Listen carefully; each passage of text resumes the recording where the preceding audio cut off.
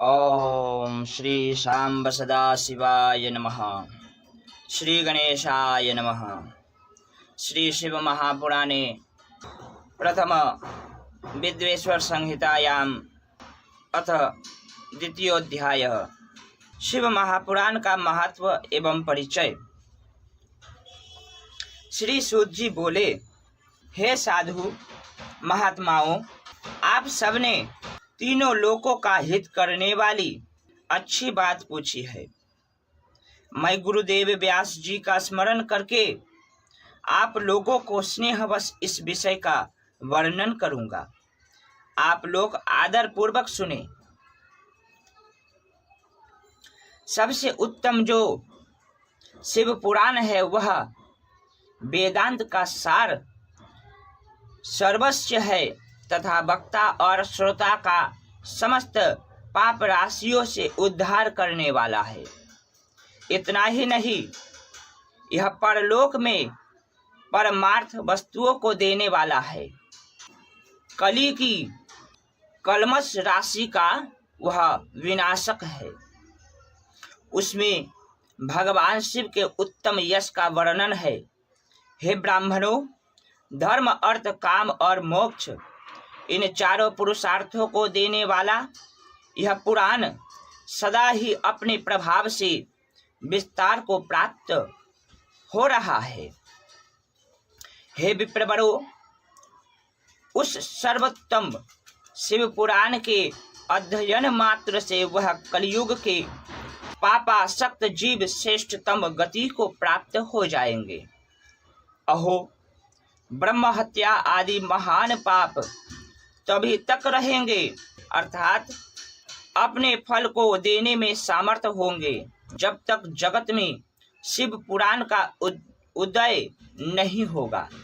आशय यह है कि शिव पुराण सुनने के बाद अंतकरण शिव भक्ति परायण होकर अतिशय स्वच्छ हो जाएगा।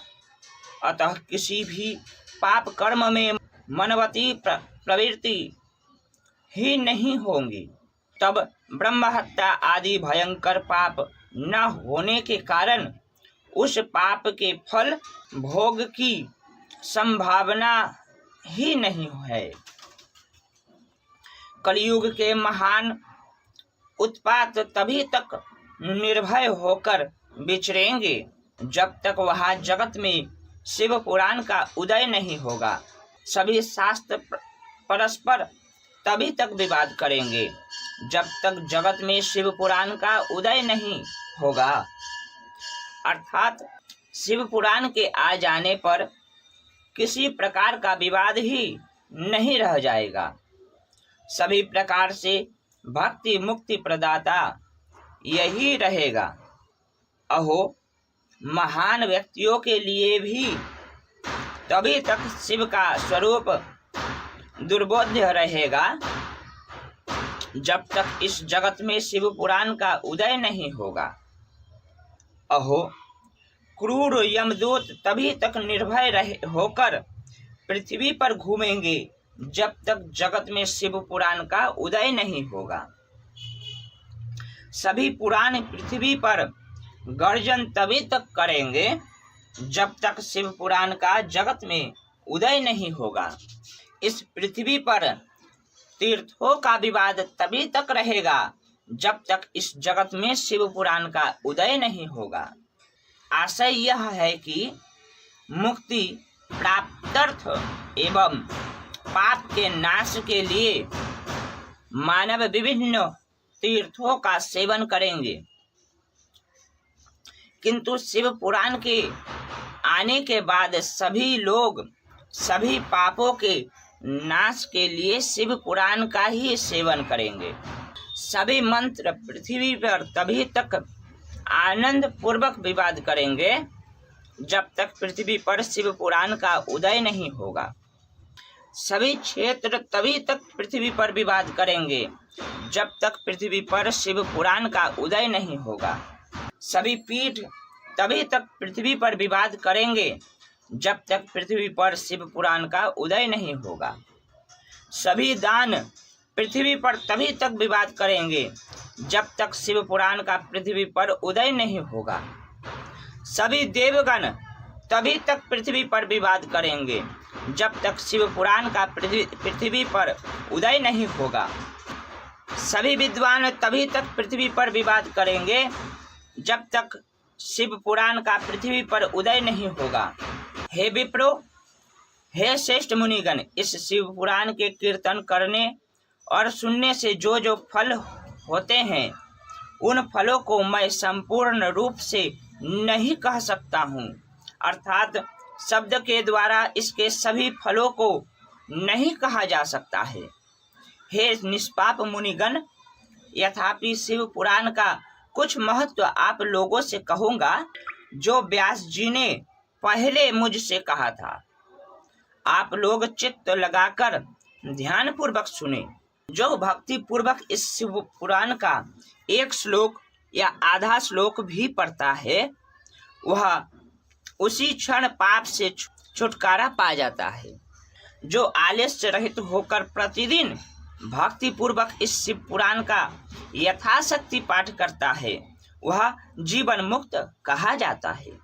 जो इस शिव पुराण की सदा पूजा करता है वह निस्संदेह प्रतिदिन अश्वमेध यज्ञ का फल प्राप्त करता है।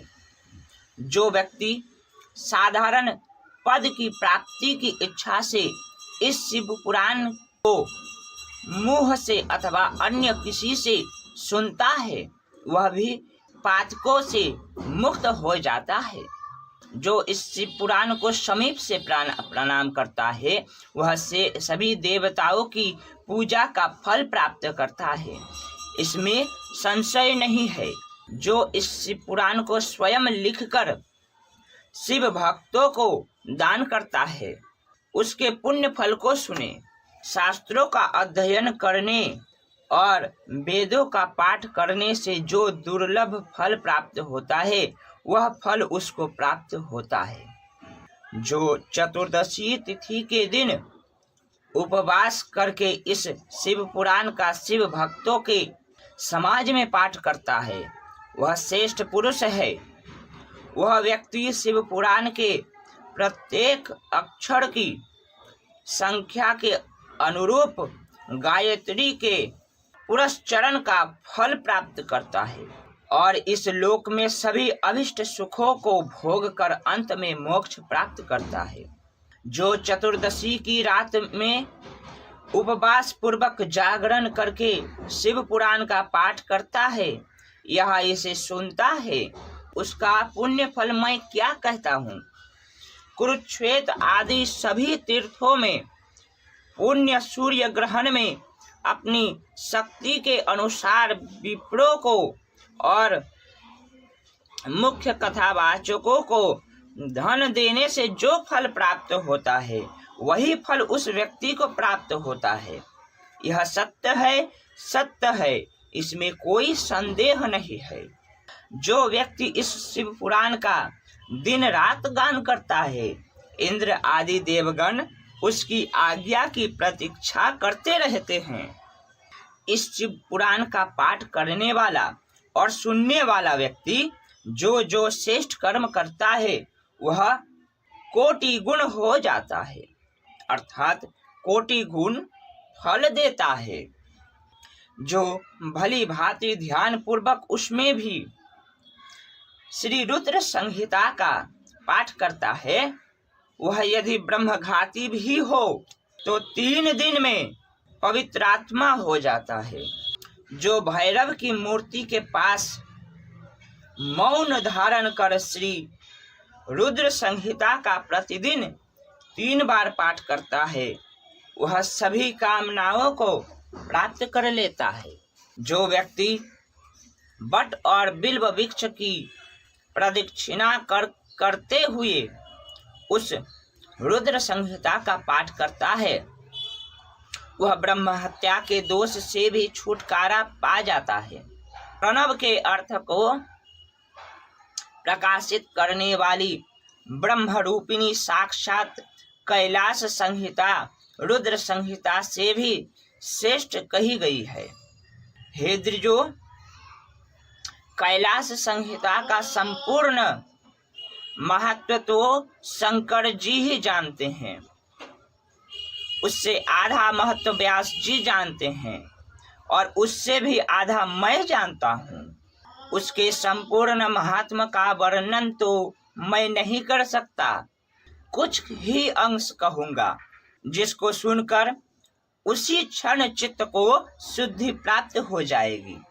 हे द्विजो, लोक में ढूंढने पर भी मैंने ऐसे किसी पाप को नहीं देखा जैसे वह रुद्र संहिता नष्ट कर सके।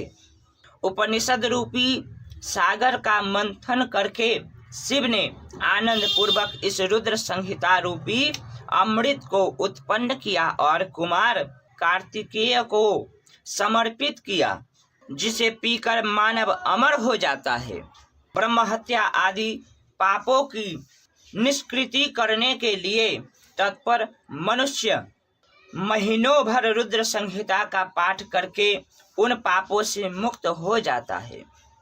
दुष्प्रतिग्रह, दुर्भोज्य, दुरालाप से जो पाप होता है वह इस रौद्री संहिता का एक बार कीर्तन करने से नष्ट हो जाता है।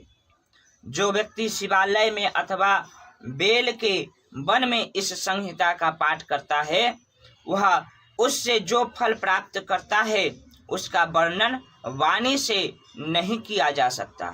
जो व्यक्ति श्रद्धा पूर्वक इस संहिता का करते हुए श्राद्ध के समय ब्राह्मणों को भोजन कराता है, उसके सभी पितर शंभु के परम पद को प्राप्त करते हैं। चतुर्दशी के दिन निराहार रहकर जो बेल के वृक्ष के नीचे इस संहिता का पाठ करता है वह साक्षात शिव होकर सभी देवता से पूजित होता है। इसमें अन्य संहिताएं सभी कामनाओं के फल को पूर्ण करने वाली है, किंतु लीला और विज्ञान से परिपूर्ण इन दोनों संहिताओं को विशिष्ट समझना चाहिए। इस शिव पुराण को वेद के तुल्य माना गया है।